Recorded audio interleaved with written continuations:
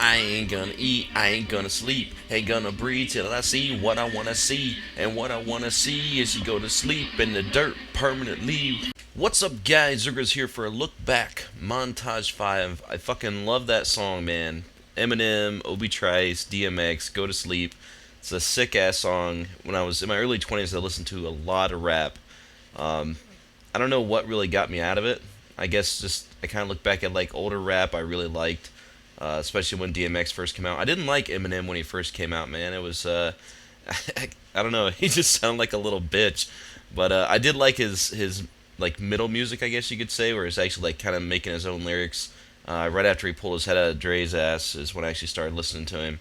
And Obi Trice is kind of a old school. I listen to him every once in a while. Not too much again, because new shit now, man. I listen to, I guess, what you'd call quote unquote montage music is what I listen to for the most part. A little bit of screamo. I used to hate screamo.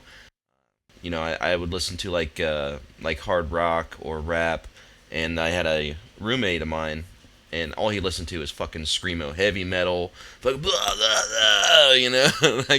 I hated that shit, but it actually kind of grew on me. So when you talk about like today's montage music, whether it's or I'll even take a little bit older, Breaking Benjamin, Skillet, any of those guys, like that's the kind of shit I listen to now. It's like a happy median in between all the shit that I listen to, even though I do listen to from like I still listen to a little bit of rap, rock, alternative. Like I'll even listen to like oldies, um, Alabama to Elvis to Eminem to anything, dude. I listen to every bit of music, but I definitely prefer quote unquote montage music now. Um, and then the second song I use in this montage is "Ball with the Ball," and the first time I heard this is from Kid Rock. "Ball with the Ball" was I was 17 years old and I was working at McDonald's, and I worked there for about a year and a half, man. And I tell you what, dude, that was like some of the funnest times growing up working at McDonald's because just the funniest shit happened. Like the first time I heard that song, uh, I worked at McDonald's in Indiana here, and behind the counter, like the customers couldn't see it, but there's two huge speakers, and we would, crank them fuckers all the way full blast at closing time, and jam out to like Kid Rock and like go smoke a joint in the bathroom. Like that was, our closing time ritual. And then after we got done there, we'd all go play basketball, and then we'd go over to another buddy's house, and there'd be 15, 20 people there playing GoldenEye on the N64. So that was kind of my phase, not around this time, but shortly after. But I did used to listen to a lot of rap. I had a system in my car. I mean, everybody has to have a system, right? I had two 12-inch JLW Zeros, a 250A1, and a 1 farad cap with all gold RF splits and T's and stuff. So anytime you listen to rap, man, you gotta have bass. I'm sorry.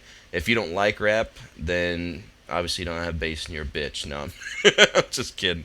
I don't have bass in my car anymore. I'm kind of growing out of that, I guess you could say. But I do still enjoy it. I have like a lot of cousins, and I'm sure my nephews in the future will also have some pretty nice systems. But it was always a competition between me and my buddies who could get like the loudest systems. That there was a nice run end montage one on, I thought. And here's the second part of the montage. Again, Kid Rock, "Ball with the Ball." And you're going to notice here in these montages, like, everything's going to start being synced up a little bit more and a little bit more. I'm kind of like getting the hang now of editing.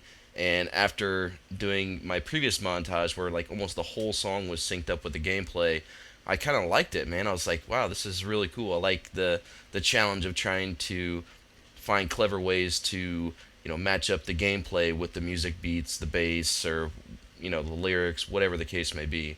So you're gonna see that happening and occurring more and more as these videos go on. And this was cutting back a little bit. This was a map. This is a DLC map, I believe, and nobody ever played this map. So the map, the clips you see on these, I was actually really happy with because nobody ever played this map. It was kind of like oh, I don't know, kind of like Downturn from Modern Warfare 3. Like everybody's like, oh, hell no, not this map. You know what I mean? So you normally didn't get a chance to play it, even if your buddies had the DLC, they didn't want to play it. This was probably the most played map.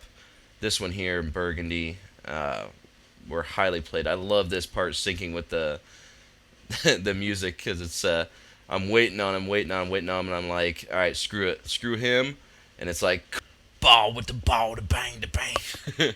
I love that part mixed in with the music, but yeah, if you were out and around, out and about, when Kid Rock Ball with the Ball was just come out or had been out for a short stint, then that's what I was doing, man. I was working at McDonald's here in Indiana, jamming out and smoking some herb and kicking back and having good times.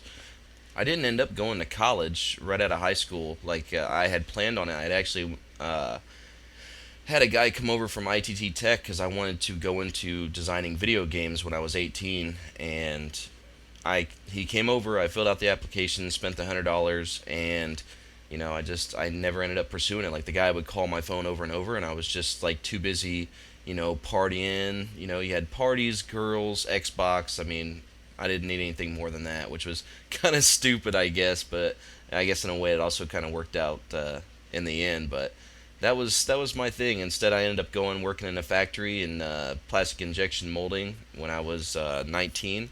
About 18, 19, I went into injection molding, and the guy that I killed right there, Def Chimp, is actually one of the guys that I work with, or did work with at the time.